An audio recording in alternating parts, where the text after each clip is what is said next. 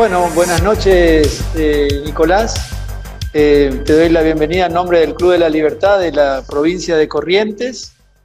Mi nombre es Ricardo Caíto, así me conocen, Leconte.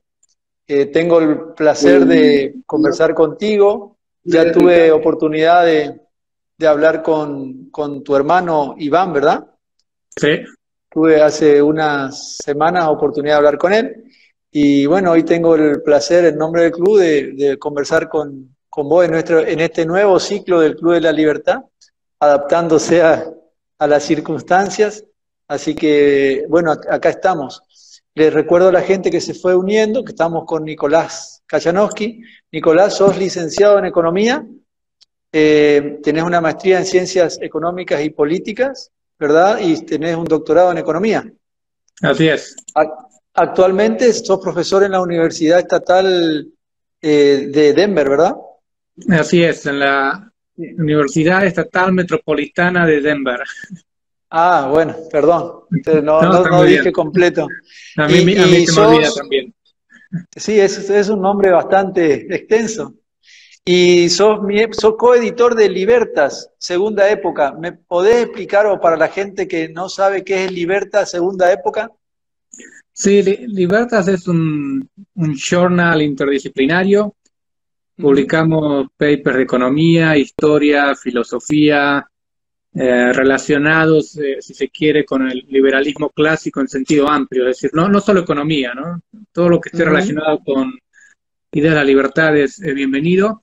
Y es una Ajá, reedición del original Journal Libertas que solía publicar SAD en la década del 80 y el 90, que luego se así es. discontinuó, cambió el nombre, etcétera, y se Ujú. relanzó independientemente como Libertas Segunda Época. Wenceslao Claro, es el editor general y junto con Adrián Rabier servimos de coeditores. perfecto. El link Bueno, lo tienen en mi página web, es journallibertas.com. Es gratuito, así que perfecto. pueden entrar y leer sin Ya, problema. ya lo vamos a hacer ahora, ni bien terminemos de conversar contigo. Bueno, también sos miembro del Instituto Americano de Investigación Económica y vicepresidente actualmente de la Asociación de Educación de la Empresa Privada.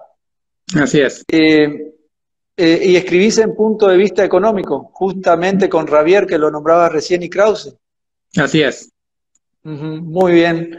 Tenés varios libros, yo fui conociéndote y tenés varios libros ya escritos, a pesar de tu juventud, porque entiendo que sos un hombre joven. Así espero que se vea. No, así se Eh, ve. sí, el cuarto libro está por salir, creo que la semana que viene, que ese Ajá. está escrito con un profesor amigo en Texas, él está en Texas, en la Universidad de Texas en Dallas. Ah, muy bien. Si tenés, bueno, veía ese tema, Capital y Finanzas, es uno de tus libros, Teoría del Capital Austríaco, Equilibrio Monetario y Reflexiones sobre la Economía Argentina. Esos serían los 4 libros que tenés Así es, escritos. así es. Pero qué bárbaro, qué actividad importante estás desarrollando en el ámbito económico. Así hay que mantenerse ¿Vivís, ocupado. vivís en los Estados Unidos? Vivo en Denver desde el 2013 y yo me mudé a Ujú. Estados Unidos en el 2009 a hacer mi doctorado, 4 años en Ah, Boston y luego me mudé a Denver y aquí estoy desde entonces. pero bueno. Bueno, bueno, vamos a empezar a conversar del tema, que creo que elegiste el tema o no sé si hablaste con Alberto, Eh, lo coordinaste con él, pero bueno, el tema de hoy es el análisis económico del COVID-19. Eh, Así es, con Alberto tuvimos ahí un pequeño intercambio, algunos Ujú. 2 o 3 temas que sugerimos y este fue el elegido. Claro, está bien. ¿Y qué conclusión te lleva el tema del análisis económico del COVID? La idea es hablar a nivel global de la Argentina. ¿Cuál es tu punto ahí? O de Hay, todo. hay varios temas. Uno es que se discute mucho en todos los países, pero lo veo bastante en las redes en Argentina también. Si, Sí, dado una pandemia, como el caso que tenemos, se justifica algún rol del Estado, es decir, pueden imponernos una cuarentena indefinida, ¿no? Este tipo de cuestiones. Eh, claro. ¿no? ¿Cuál es el límite del Estado? ¿Tiene ese permiso o no? Entonces, uno de los puntos que resalto cuando me preguntan por este tema es que dentro de la filosofía liberal existen argumentos, situaciones que justifican alguna participación del Estado. Una analogía imperfecta, pero analogía al fin Sí, para capturar la idea, es, por ejemplo, yo no puedo salir a la calle con una pistola y empezar a disparar al aire, donde claro, obviamente puedo matar a alguien. por Y supuesto, quizás estamos de acuerdo que el Estado me puede decir, la policía no, eso no lo puedes hacer. claro, Puedo salir a la calle con un virus que potencialmente puede matar a alguien. claro, Si estamos de seguro, acuerdo que hay un límite en uno, es difícil decir no hay un que límite en el no, otro. Entonces, por me supuesto. parece que de ahí la dificultad y, ¿no? y todo el debate en torno a este punto que es muy difícil de encuadrar. Lo menciono una analogía incompleta, pues yo puedo dejar mi pistola en casa y salir a caminar. Sí, Lo que no puedo hacer claro. es dejar el virus en mi casa y salir a caminar. Entonces Sí, ahí sí, es por donde supuesto. se vuelve un debate muy difícil. Entonces, eh, por supuesto, creo que el Estado tiene que tener límites muy severos, pero creo que también hay que reconocer que dentro de la filosofía liberal existen argumentos en donde, dadas ciertas situaciones, el Sí, Estado tiene un rol. Entonces trataba de sí. clarificar un poco ese punto. Está perfecto. Claro, lo que pasa es que nosotros tenemos una experiencia triste de la participación del Estado generalmente en la vida de los argentinos. Tenemos un Estado muy presente, como llaman algunos, y eso genera resabios por el hecho de violaciones a libertades individuales que uno no está dispuesto a tolerar. Y más cuando sabe que el Estado te impone esta situación, entendemos, como lo decías vos, con cierta responsabilidad, pero uno ve que el Estado no actúa en la medida para llevar soluciones a esta cuestión. Una cuestión es la cuarentena y otra cuestión es los 100 días que llevamos ya sin poder desarrollar las actividades y sin saber de qué manera vamos a poder lograr el fruto de nuestro esfuerzo para sobrevivir. El, Eso. el problema que se suma es, supongamos que decimos, bueno, hay un rol del Estado en tratar de controlar la pandemia, etcétera. El problema que tenemos después es que la dirigencia política argentina es ineficiente y excede los límites. Algo que intento Claro, explicar aquí en Estados Unidos y les cuesta entender es cómo es posible que Argentina prohíba el ingreso de argentinos que quedaron en el exterior. No me así es. imagino que esto sea constitucional. ¿Cómo puede un país prohibirle el ingreso a un ciudadano? En Así todo es. caso, por ejemplo, tráelo, eh, hacer un estudio médico, ponerlo en un hotel en cuarentena una semana, lo que fuera, pero no le podés prohibir la entrada. Porque el Claro. ciudadano argentino, si es residente argentino, no es residente de otro país. Entonces no Vos, puede quedarse indefinidamente en cualquier parte. claro. Vos sabés que acá yo estoy en Corrientes, pero en Misiones, en el acceso de Puerto Iguazú, hay gente que quedó varada en el puente internacional por una semana. Salió de Brasil y no le permitieron entrar a la Argentina y tuvo que quedarse en el puente y con el auxilio de los brasileros que le daban de comer y algún refugio con alguna lona y eso le pasó a gente de Corrientes, pero no le permitían entrar a la Argentina, a ciudadanos argentinos. Esa es No, la. no puedo entender cómo algo así es posible, es constitucional. No estamos hablando No, de un no, no, argentino que se levanta en armas contra Argentina, ¿no? Una especie de claro, terrorista. No, estamos hablando de ciudadanos de bien, que son ciudadanos argentinos y tienen que poder entrar al país. Y claro. después en Argentina se le harán los estudios médicos que hagan falta. Pero el Sí, problema cultural de que eso sea aceptable y posible, ese es el gran problema, sí. ¿no? Claro, bueno, y es eso, es ir perdiendo libertades, ese es el camino a a la servidumbre que hablaba Hayek, ¿no? Totalmente. Nos van llenando de regulaciones y lo vemos con normalidad, y cuando nos damos cuenta nos encontramos en un estado totalitario y con nuestros derechos eh, eh, lastimados, digamos, pero uno lo va viendo con pequeñas cuestiones y no se da cuenta. Es un poco la cuestión esta de la rana que la van a ir viendo de a poco para que no se dé cuenta y nos encontramos en esa situación. Y en el interín, que estamos todos encerrados, el Estado sigue funcionando sin Congreso, no funciona la justicia, no se manejan por decreto de necesidad y urgencia, se llevan adelante intentos de expropiaciones, pasando por encima del Poder Judicial.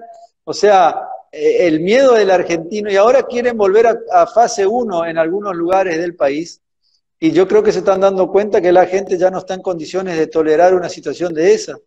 Está buscando una cuarentena responsable e inteligente, más que esta decisión unilateral de que estemos todos encerrados, ¿no? El caso Vicentín ilustra otro problema de la política argentina, que es el de uno de falacias lógicas y el otro dicotomías falsas. Falacia lógica, por ejemplo, porque Vicentín puede quebrar, que no es el caso, está en convocatoria, pero porque puede quebrar, entonces la única solución posible es expropiarla, como si no hubiese ninguna otra alternativa.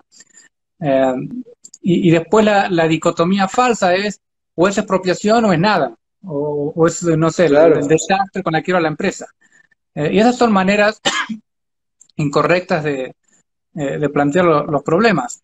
Me da la sensación, y ustedes sabrán mejor estando en Argentina que yo, que no es que la gente no quiera que el gobierno intente controlar el virus. Parece que lo que la gente quiere es un trato un poco más racional y científico de esta situación. Claro. Por ejemplo, algo que me preocupa especialmente en Argentina con tantas instituciones débiles, es que hay llamémosle una situación de emergencia, aquella situación en la que se justifica que el presidente tenga superpoderes. No sé, una invasión externa, una pandemia, lo que fuera. Entonces, bajo esa situación de emergencia, decimos, ok, señor presidente, usted tiene ciertos superpoderes mientras dure esta situación excepcional. Lo que me parece peligroso es que sea el mismo presidente, es decir, quien va a tener los superpoderes que decida cuándo empieza y termina la situación de emergencia. ¿Quién dice, quién tiene la autoridad de decir ya no hace falta más cuarentena, no estamos en emergencia? ¿Es el presidente o es un comité, por ejemplo, formado por epidemiólogos de prestigio, no del ámbito político, psicólogos, sociólogos, economistas, etcétera, que dicen no, ya está, se acabó, hay que volver a normalidad? Claro. Si yo soy quien me autoasigno superpoderes, el problema es estar violando, ¿no?, el principio básico de división de poderes. Claro, claro, y bueno, y acá y se da la cuestión de que el Congreso no está. ¿Cómo es en Estados Unidos? ¿Cómo es en Estados Unidos? ¿Está trabajando el Congreso? ¿Se reúnen? ¿Hay sesiones? El Congreso trabaja, la justicia trabaja, está todo, trabaja, digamos, la burocracia es más lenta, ¿no? O hay gente que está enferma, o no toda la gente trabaja con tiempo, etcétera. Obviamente es más lento, pero funciona. Funciona. Y una diferencia con Argentina, perdón, es que acá hay más federalismo, es decir, son los gobernadores de los estados quienes deciden cómo tratar el virus. La oficina del presidente, Trump, etcétera, recomienda, asiste, pero no es que Trump dice el país entero en cuarentena. Eso le corresponde a cada gobernador en su distrito. Claro, exacto. Bueno, acá en la Argentina pueden trabajar los empleados de supermercado, pero la gente del Congreso no puede reunirse. El Congreso Nacional me refiero porque en las provincias, acá en Corrientes, sí están llevando adelante algunas reuniones, no con la habitualidad, pero por lo menos hay un funcionamiento, o se intenta que funcione, lo mismo la justicia, y buscando nuevas alternativas como son presentaciones online de escritos y firmas digitales y otras cuestiones, pero por lo menos intentando trabajar.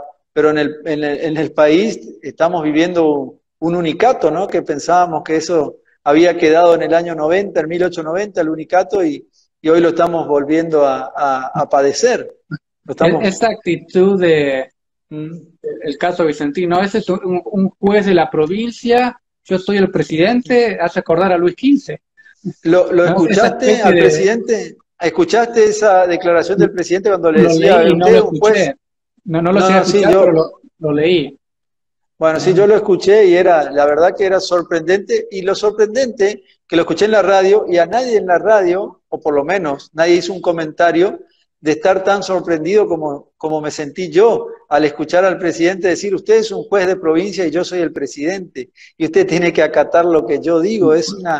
La verdad que es temerario y se animan a decir cualquier cosa, pero bueno, tenemos instituciones muy débiles, lamentablemente.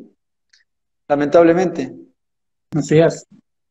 ¿Cómo ves el escenario en lo económico para la Argentina que ya venía en una situación difícil? Y bueno, acá en la Argentina se da una situación que le, le, le echan la culpa del desastre económico a la pandemia y no al Estado en su administración tan ineficiente. Bueno, la economía argentina venía mal antes de la pandemia. Y el caso más claro es Sí, el de la crisis de deuda. Si recordemos que a Guzmán lo traen en diciembre, especialmente para tratar el problema de la deuda. O sea que ese problema ya existía. claro. Y ahí seguimos, creo que ya vamos por la cuarta oferta inamovible del canje de deuda. O sea, no Que se fue un sabemos, poco. sí, no, es la Claro. quinta vez que esta vez es la última. Entonces Sí, sí, ya no sí. hay credibilidad sobre cómo va a negociar el gobierno. Los Claro. indicadores económicos que están empezando a salir muestran caída desde antes del virus. Y la gran debacle empieza con las PASO, cuando se arman expectativas de que quien va a ganar las presidenciales es Alberto Fernández. Claro. Obviamente la pandemia empeora la situación, Sin duda. especialmente con algo tan fuerte y largo como se está haciendo en Argentina. Ahora hay dos cosas importantes que me gustaría que el gobierno haga, pero no le tengo poca esperanza. Una es, Sí, ¿qué nos enseña los estudios de economía? Si vamos y sí, miramos las crisis económicas de los últimos 50, 100 años, algo por el estilo, no recuerdo ahora el número, alrededor del mundo, eh, sí.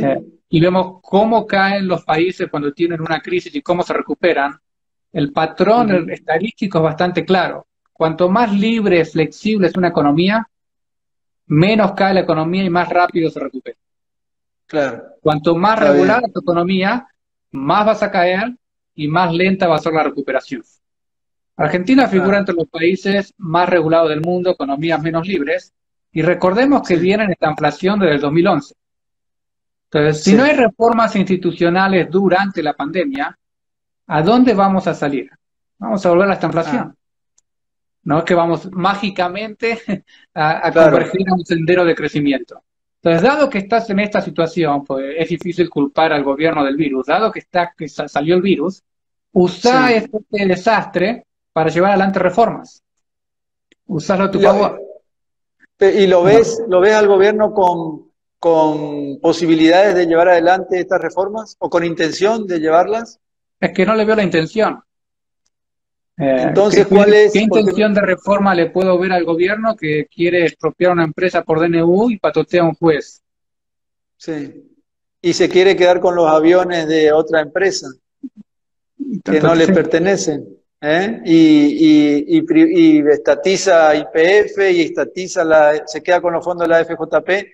Yo no sé cómo nos han prestado plata años anteriores o nuevamente cómo nos han prestado. Somos seriales para incumplir nuestros contratos, ¿no? Nuestros compromisos. Desde la Segunda Guerra Mundial, desde el fin de la Segunda Guerra Mundial hasta la fecha, Argentina Sí, ha estado o en default o en algún tipo de problema de deuda, reestructuración, etcétera, el 45% del tiempo. O sea, y en es Latinoamérica increíble, no encontrás esos números. Por ejemplo, claro. Colombia, desde el fin de la Segunda Guerra Mundial, tiene cero problemas de deuda. Venezuela tiene problemas de deuda en menos tiempo que Argentina. Argentina es un Claro. incumplidor serial. De ahí no sé, inocencia, ternura que causa verlo a Guzmán diciendo, yo voy a enseñarle al mundo cómo hacer un canje de deuda. Claro. O sea, Sí, le pide a los hay que poner los acreedores pies que en la le... tierra. Sí, claro, ¿no? Pero aparte le pide a los acreedores que acepten una oferta, pero no estamos dispuestos como Estado a ser más eficiente nuestro Estado y a gastar mejor. Queremos Te seguir cargo el gastando de más. 100% del costo de la reestructuración a vos que me prestaste dinero de nuevo y yo no muevo Sí. ni un centavo del gasto público. Pero ¿a quién sorprende que se rechace esa oferta? Claro, no, por No. supuesto.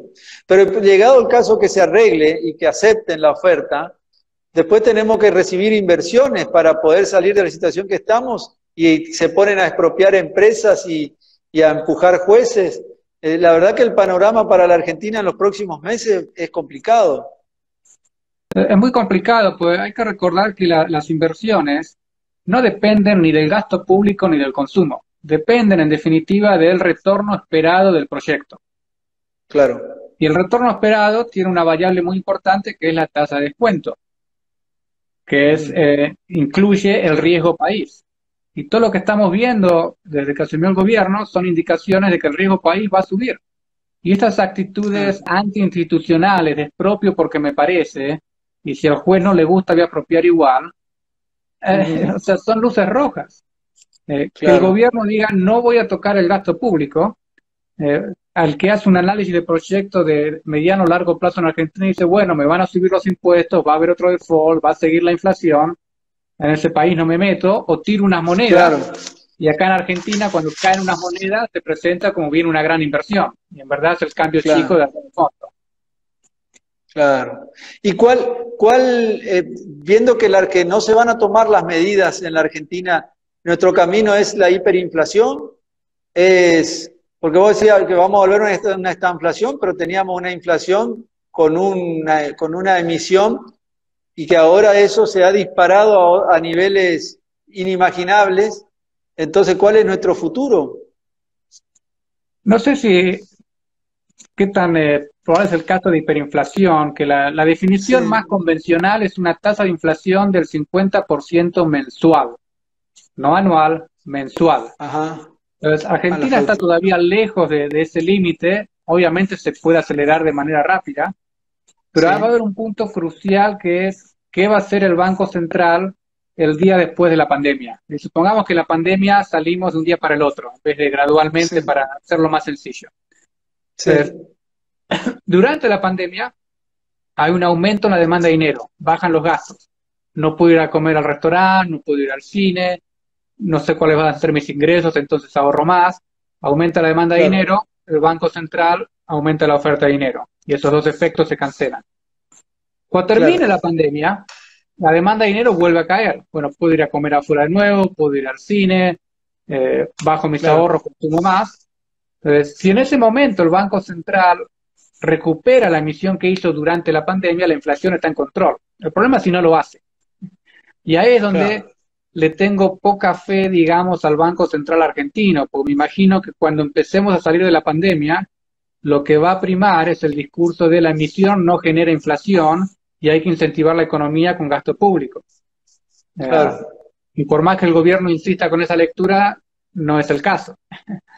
Ah, Claro, el presidente lo ha dicho, que para él no era una preocupación el gasto público. Lo dijo bueno, hace no es unas una semanas. preocupación hace 70 años y muy bien no nos va.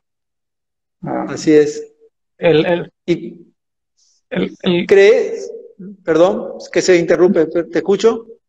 no, creo que el mismo Guzmán ha dicho, o hay reconocimiento que este nivel de déficit no es sostenible, o sea que él, el presidente le tiene que importar el tema. Podemos estar en desacuerdo en cómo solucionar el problema, pero no puede Sí. ser que no se reconozca que el nivel de déficit que tenemos, el tamaño del Estado, es un problema. No lo podemos Ajá. pagar. Vos podés decir, pero no, pero quiero dar toda esta asistencia social, es necesario, ok, pero no es factible. No estoy diciendo, si lo queremos hacer o no, puede ser otra discusión. Lo que estoy diciendo ahora es, no se puede pagar. Y acá Claro, estamos, de nuevo en quiebra. claro. Sí, la verdad que no sabemos, yo no puedo imaginarme cuál es nuestro futuro inmediato, porque como decís bien vos, no se ve que estas personas quieran tomar las medidas necesarias. ¿Crees que la dolarización, dada nuestra situación, es una alternativa posible con No lo sus pros y descarto. contras? Es un tema muy, puede ser muy largo y con varias Sí, opiniones diversas. Lo primero a aclarar es que la dolarización sola por sí obviamente no es una solución no mágica, soluciona. Claro, claro. requiere otras reformas. El Ujú. punto de la dolarización es eh, ponerle un candado a las otras reformas. Es decir, Claro. supongamos que Argentina hace todas las reformas ideales. Entonces, Ujú. obviamente no hace falta dolarizar, pues son las reformas ideales. El punto es que Sí, Argentina hace reformas necesarias, pero no las ideales, donde todavía hay un riesgo de que el gobierno vuelva a manotear al Banco Central. En ese caso, la dolarización cumple un rol institucional, no solo de política claro, monetaria. En enero claro. estuve en Ecuador por los 20 años de dolarización, en la Sí. Cámara de Comercio, en universidades, etcétera, y el 100% de la gente con la que hablaba se refería a la dolarización como una reforma institucional. Pero la reforma monetaria era de segundo plano. Entonces, Claro. Argentina no tiene historial monetario. Desde la fundación del Banco Central a la fecha, la inflación anual promedio en Argentina es 55%. Claro. Y, y de Perón Sí. a la fecha, el único periodo de baja inflación fue el de convertibilidad, lo más parecido que hemos tenido a dolarización. Ujú. Entonces, Claro. el análisis de costo-beneficio de dolarización tiene que ser realista con el Banco Central que de hecho Argentina puede tener, no con el ideal que queremos tener. Ajá. Entonces, obviamente dolarización tiene sus problemas, sus costos, pero dada la alternativa que tenemos, no lo descarto como algo que necesita una discusión seria. Claro. Pero bueno, eso, ahí tenemos un problema que es el rol de la oposición, porque la oposición no plantea estas cuestiones que vos, que vos las estás planteando, de esta reforma y de esta necesidad de generar un Estado más ordenado y con un gasto no tan excesivo. Pero esa discusión la tendría que dar la oposición y la oposición no existe en la Argentina hoy. La oposición la veo todavía rearmándose, lo cual un poco Ujú. me sorprende. Teniendo al kirchnerismo enfrente, deberías tener un gran listado de agenda política para llevar adelante y ganar presencia. Sí, Pero donde la claro. veo ausente a la oposición es en ideas. Sí, claro.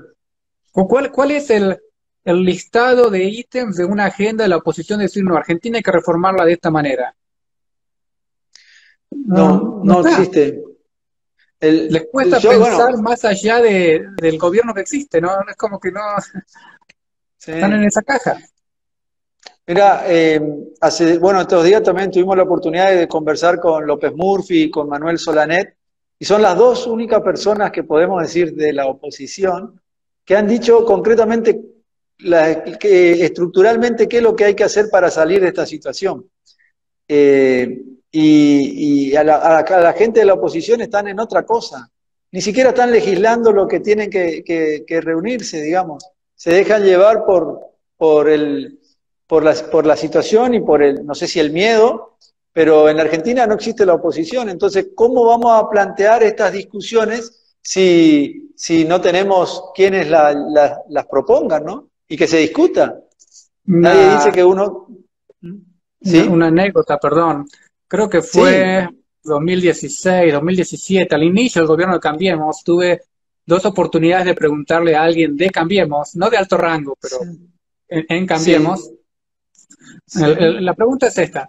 Olvídate de que existen restricciones políticas. No puedes hacer todo lo que quieres. Obviamente existen.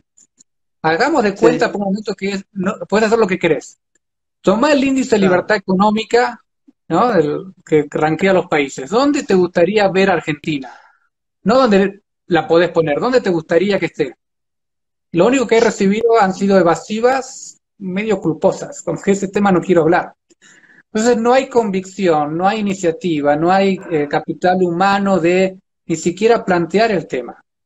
claro, Entonces, si le huís al tema, incluso en un ambiente amigable a esas ideas, mucho menos lo claramente, vas a estar planteando en el Congreso, en la agenda política, lo vas a obviar. Y quedas encerrado en claro, seguir discutiendo, yo soy menos malo que el otro, pero en el fondo nuestra política y visión del mundo es la misma o muy parecida.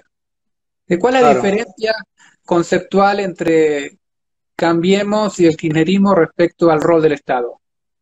Es una cuestión de cómo administrarlo, no de cuál debe ser el rol del Sí, Estado. No así es, no estoy de acuerdo con tu administración, no con tus objetivos. Y ese es un claro, problema. sin duda. Acá dice, no, bueno, no sé cómo se pronuncia el nombre, pero dice que hay que ganar la batalla cultural, que es lo que en la Argentina venimos hace varias décadas perdiendo y lo hemos perdido en las universidades y en todos los ámbitos, y es lo que nos lleva a esta situación, que no tengamos una oposición que tenga un proyecto y que lo ponga a Me, discusión. me vuelve el tema de Vicentino a la cabeza, pues se armó la Sí. discusión de si el decreto es constitucional o no. Ah, Yo me ¿no? acuerdo que ese tema lo he estudiado en el colegio, en educación Sí, cívica. No hace falta ser un claro, constitucionalista, abogado para saber que eso no se puede hacer. ¿Qué pasa en el claro, sistema educativo argentino que un presidente puede, por decreto, decidir apropiar una empresa y alguien lo defiende? claro, Sí, hay un problema cultural y es una situación muy difícil. Porque ¿qué genera un cambio institucional fuerte en un país? Y me sale el economista de adentro. Puede ser por lado de la demanda o por lado de la oferta. La oferta es claro. un líder político que asume y hace reformas, ¿no? Un Churchill, algo por el estilo. Por lado de la Sí, demanda es el problema cultural, tiene que ser el votante, quien le demanda al claro, político hacer un cambio. ¿Eh? Y la claro, demanda es muy difícil que surja por ahí. Y si nos quedamos en el lado claro, de la oferta, quedamos a la espera de tener la suerte de que asuma alguien que va a hacer una reforma. claro. Muy difícil. Pero, claro, pero esa demanda de la sociedad no va a llegar si no hay una oposición o un sector, que hoy hablábamos de la batalla cultural, que no ponga esas ideas adentro de la cancha. La gente no Totalmente. conoce estas Ese es ideas. el lado de la oferta, donde Mira, tiene me que haber una viene, posición capaz de enamorar al votante, decirle, no, una Argentina distinta es posible y es por este camino, y todos esos cuentos de que esto es explotación y hay pobreza y qué sé yo, no es así, te lo muestro. claro, Pero no hay claro. ni preparación, ni motivación, ni coraje. Sí, Eh, mira, perdóname que voy a tocar un tema que, ¿a dónde, mirá dónde se me fue la cabeza con respecto a la batalla cultural? Eh, Hace unos años leía, creo que era el caso de tu padre, Juan Carlos, ¿verdad? Que ¿Correcto? él en la escuela había aprendido a Keynes y nunca había escuchado otros autores y no sé cómo fue, no sé si fue Venegas Lynch o quién que le empezó a permitir a él conocer otros autores como Mises, Hayek. Me vino ese comentario, pero porque hubo alguien que se preocupó de hacer conocer otra posibilidad, lo que le permitió a él, bueno, ir a hacer su doctorado después con este discípulo de Mises, ¿no? ¿De Mises era? Sí, Ya no Hansel. recuerdo, pero fue hace unos años. Hans Elhort, exacto, perfecto. Me viene a eso, pero alguien le permitió a él enterarse que había otra. Acá hay gente que pasa por la facultad, estudia Keynes y después no tiene otro. Y yo estudié abogacía y en la facultad yo no lo estudié a Alberdi, yo lo estudié fuera de la facultad Alberdi. En la Facultad Universidad Nacional del Nordeste, donde yo me recibí, yo no lo leía a Alberdi en todos mis años. Es una locura. Si yo no hubiera tenido la posibilidad de acceder por otro lado, y así está la Argentina, y esa es la situación en la que estamos sufriendo a la Argentina, ¿no? Es Porque un, no tenemos la oferta. es un tema interesante del rol social del economista. ¿De qué debe hacer el Claro, economista? ¿Quedarse en su oficina escribiendo sus papers, regresiones, etcétera? ¿O tiene un rol de interactuar con la opinión pública? Pues si los economistas no interactúan con la opinión pública, ¿quién llena ese vacío? claro. Y No, ahí no, es un nadie lo problema. llena. Porque quien lo Claro, llene quizás no sepa bien de lo que está hablando. Del mismo modo que si ahora en la pandemia los médicos no hablan, ¿quién va a llenar el hueco a los médicos? ¿Un político? ¿Un economista? Yo no puedo decir cómo atacar el virus. Puedo pensar claro, cuáles son los costos económicos, tratar de encuadrar un análisis costo-beneficio, etcétera. Pero yo no sé curar al sin virus. duda. Ahí necesitamos que el Claro, médico intervenga. Eh, sí. es un tema No, difícil, porque uno es, quiere encarar la opinión pública, y al mismo tiempo es como que cae en una cuestión de degradación personal, de es ideología, es politiquería, y en verdad Claro, tratar de pinchar a la opinión pública en sus propios términos. claro. Sí, no, es la posibilidad de poner en manos de la gente otras ideas que si no son impensadas, porque la gente por sí sola no va a descubrir estas ideas a las que compartimos. Una consulta, ¿no ves ahora, dada la situación en la Argentina, que se está transformando, después de 100 días de cuarentena, se está transformando el COVID como una oportunidad para el gobierno o una estrategia política para no tener que empezar a liberar y a generar un inconveniente que se le puede desatar en lo económico con la liberalización nuevamente de las actividades? Me da la sensación que está habiendo un uso político del problema. Y el discurso de, por ejemplo, pues salen los runners a correr Sí, no sé, creo que en el barrio Palermo donde sea, se enferman en Ushuaia, muchos no cierran, sí, ¿no? claro, Eh, así es, ¿Qué estuvieron haciendo estos 100 días que hay que volver a la fase 1? claro. Lo No que yo no testearon les veo más, es una estrategia de salida. ah, Y los veo cómodos con esa postura de estoy a cargo del país porque hay que salvar vidas. Y a quien me critica lo claro, económico, que es conveniente, lo trato de, ¿no?, una persona fría que no quiere salvar vidas, que solo le importa el ingreso monetario. En ese sentido, es políticamente muy cómodo esa sí, postura, ¿no? De nuevo, las falsas dicotomías típicas de la política, especialmente de este gobierno. Y lo otro que hay que tener en cuenta es que así como hay economistas que usan su formación con fines políticos. Por ejemplo, si soy peronista, voy a hacer una explicación económica que le convenga a la política peronista, no que esté bien. sí, Entonces te hago una teoría de, por ejemplo, por qué la emisión monetaria no genera inflación.